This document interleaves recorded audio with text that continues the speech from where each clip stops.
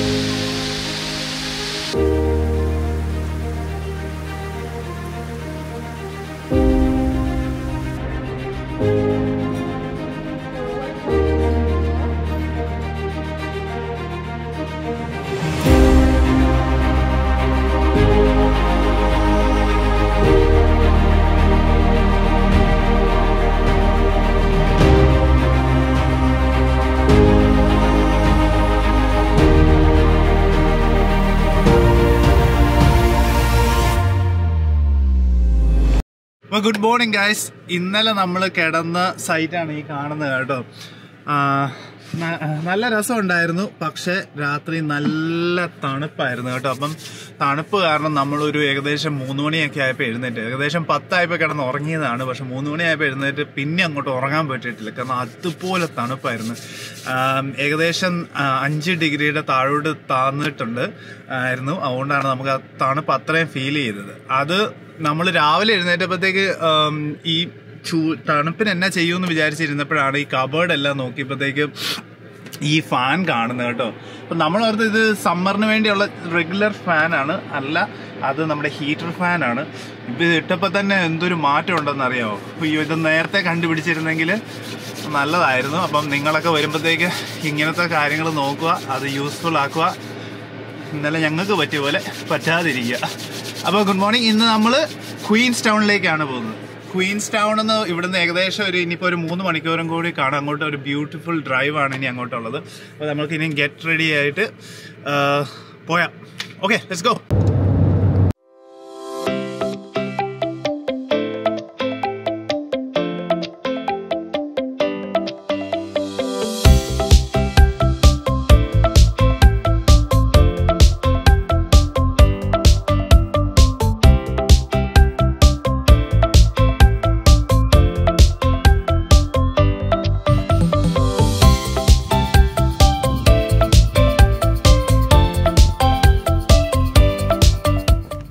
Queen's ടൗണിലേക്ക് പോകുന്ന വഴിക്ക് കാണുന്ന ഒരു ലേക്കായി കാണുന്നത് കേട്ടോ. എന്ത് രസമാണെന്ന് നോക്കി, നല്ല രസമുണ്ട് കേട്ടോ. ഞങ്ങളിങ്ങനെ ഇവിടെ വന്ന് കുറേ ഫോട്ടോസൊക്കെ എടുത്തു. അമ്മ ഇവിടെ നിൽക്കുന്നു.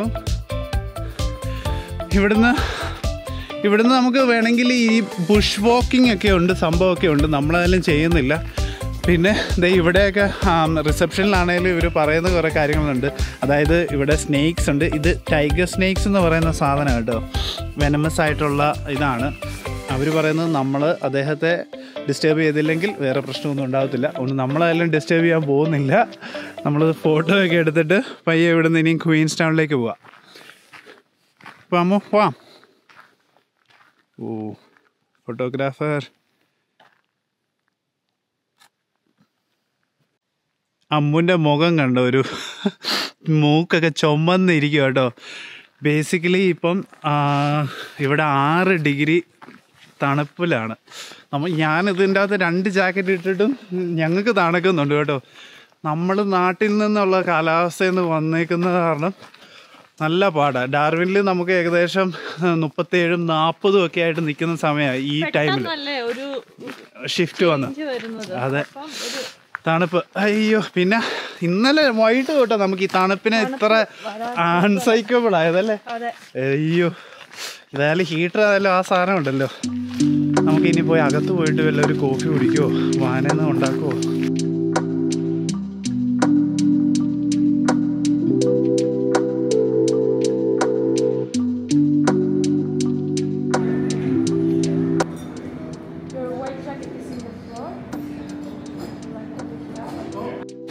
നമ്മളിവിടുത്തെ കഫേ കയറി ഒരു സൂപ്പും, ഞാനൊരു സൂപ്പും അമ്മ ഒരു ഹോട്ട് ചോക്ലേറ്റും പറഞ്ഞല്ലോ.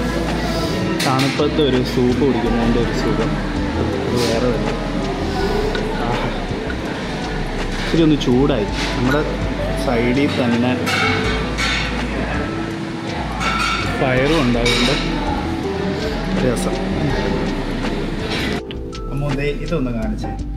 ഇത് നമ്മുടെ നാഷണൽ പാർക്സിൻ്റെ ടിക്കറ്റിൻ്റെ ഒരു സംഭവം കേട്ടോ. നമ്മളിവിടെ നാഷണൽ പാർക്സ് വിസിറ്റ് ചെയ്യണമെങ്കിൽ നമ്മളിവിടെ ഒരു ഫീ ഉണ്ട്, അത് നമ്മൾ എടുക്കണം. അതിന് ഹോളിഡേയുടെ 2 months എടുക്കുവാണെങ്കിൽ ആദ്യത്തെ ഒരു 89.50 കൊടുത്താൽ മതി. പിന്നെ അൺലിമിറ്റഡ് ആയിട്ട് നാഷണൽ പാർക്സിൽ പോകാം. അല്ലെങ്കിൽ നമ്മൾ ഡെയിലി പെർ കാറിന് 44 ഇത് കൊടുക്കേണ്ടി വരും. അതായത് ഇപ്പം നമ്മളൊരു 4 എണ്ണം കയറി കഴിഞ്ഞാൽ 4 എണ്ണത്തിനും അതിൻ്റെതായ ഒരു ചാർജ് വരും. അപ്പം നിങ്ങളത് ആദ്യം തന്നെ വരുമ്പം ഇവിടെ ഇഷ്ടം പോലെ നാഷണൽ പാർക്സ് ഉണ്ട്. ഈ നാഷണൽ പാർക്സിലാണല്ലോ നമ്മളിതെല്ലാം സൈറ്റ് സീയിങ് കാര്യങ്ങളും കാണാൻ വരുന്നത്. അപ്പോൾ ആദ്യം തന്നെ ഈ 89.50 എടുക്കുക. സോ അവിടെ നിങ്ങൾക്ക് അല്പം പൈസ സേവ് ചെയ്യാൻ പറ്റും. അപ്പം ദാറ്റ്സ് ഇറ്റ്.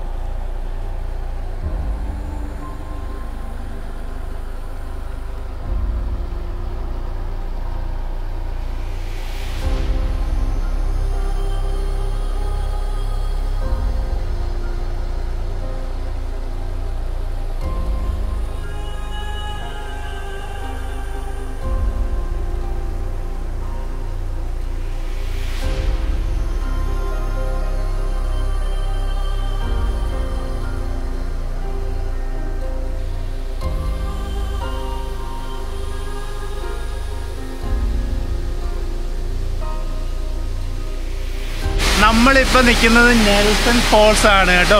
ക്വീൻസ് ടൗണിൽ നിന്ന് ഏകദേശം ഒരു 20 മിനിറ്റ് മാത്രമേ ഉള്ളൂ മാറിയുള്ള ഒരു ഫോൾസ് ആണ്. നമ്മൾ നേരത്തെ കണ്ട റസൽ ഫോൾസും ഇതും സെയിം ആണെങ്കിലും വേറൊരു ഫീലാണ്. നമ്മൾ ഒറ്റ നോട്ടത്തിൽ എല്ലാം ആ ഒരു വൈബാണെങ്കിലും ഇതൊരു വേറൊരു സംതിങ് ഡിഫറെൻ്റ് ആണ്.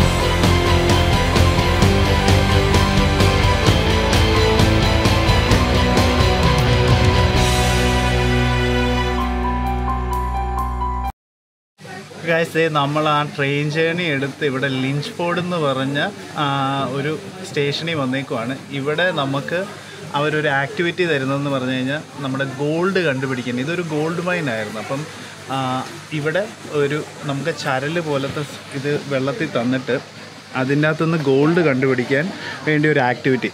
രസമുണ്ട്. അതിൽ ഒരാൾക്ക് ഒരു ചെറിയ നഗറ്റ് ഗോൾഡ് കിട്ടുകയും ചെയ്തു കേട്ടോ. ഈ കാണുന്നതാണ് കണ്ടു കിട്ടിയത്. ചെറുതാണേലും അത് കിട്ടിയെന്നുള്ളതാണ്.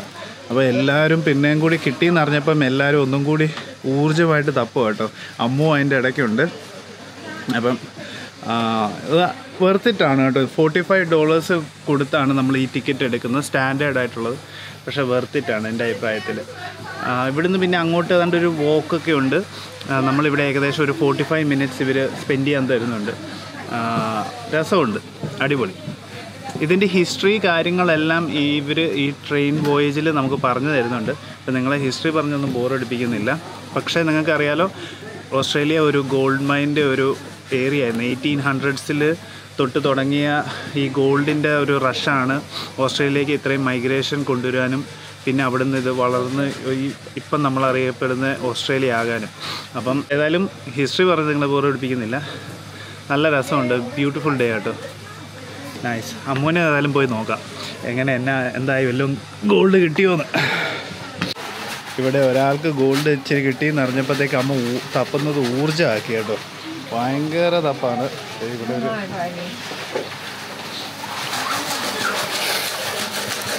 ആവേശത്തോടെ റോസ് ജേക്കബ് ഇതാ ഗോൾഡ് തപ്പിക്കൊണ്ടിരിക്കുകയാണ്. ആഹാ, ഈ ചരലിൻ്റെ അകത്തു നിന്നാണ് നമ്മൾ ഒരു തരി ഗോൾഡ് കണ്ടുപിടിക്കേണ്ടത് കേട്ടോ.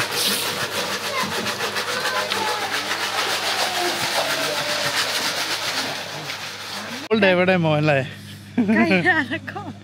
കൈ അനക്കാൻ മേലല്ലേ? നല്ല തണുപ്പായിരുന്നു. ആ തണുപ്പത്ത് പോയി കൈയിട്ട് തപ്പിയിട്ട് വന്നിരിക്കുകയാണ് ഗൈസ്. അയ്യോടാ, ബാ പോയി അകത്ത് നമുക്ക് പോയി കാപ്പി കുടിക്കാം. ബാ.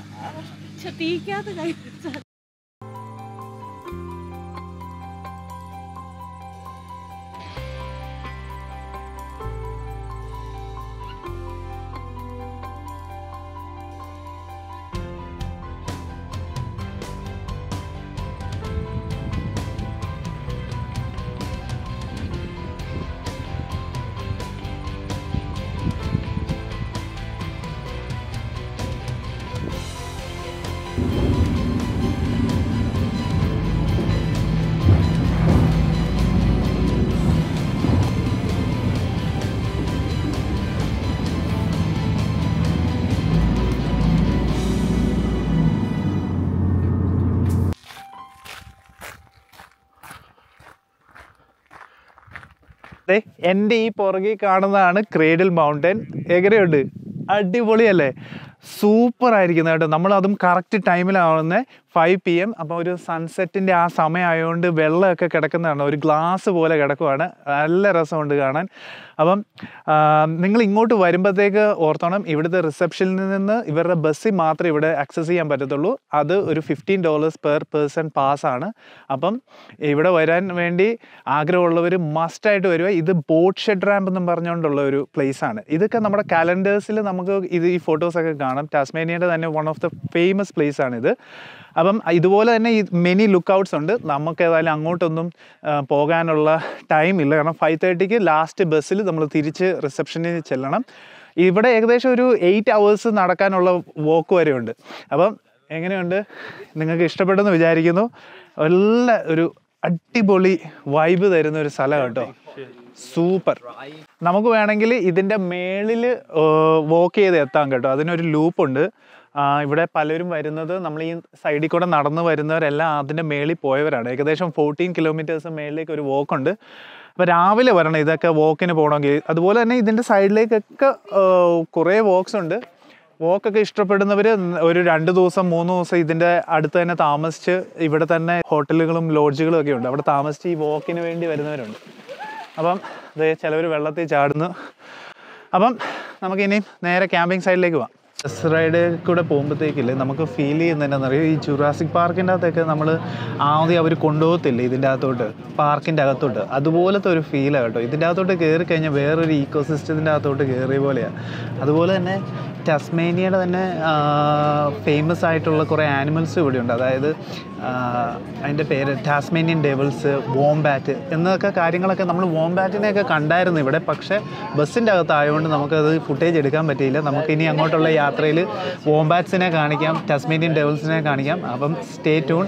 ഇനിയൊരു അടുത്തൊരു വ്ളോഗിൽ കാണാം. നിങ്ങൾ ഞങ്ങളുടെ ഈ വീഡിയോസൊക്കെ കണ്ട് ഇഷ്ടപ്പെടുമെന്ന് വിചാരിക്കുന്നു. ഇഷ്ടപ്പെട്ടാൽ ഞങ്ങളുടെ പേജ് സബ്സ്ക്രൈബ് ചെയ്യുക, ഞങ്ങൾക്ക് ഒരു ലൈക്ക് തരിക, പിന്നെ അതുപോലെ ബെല്ലൈക്കൺ ഞെക്കുക. അപ്പം see you.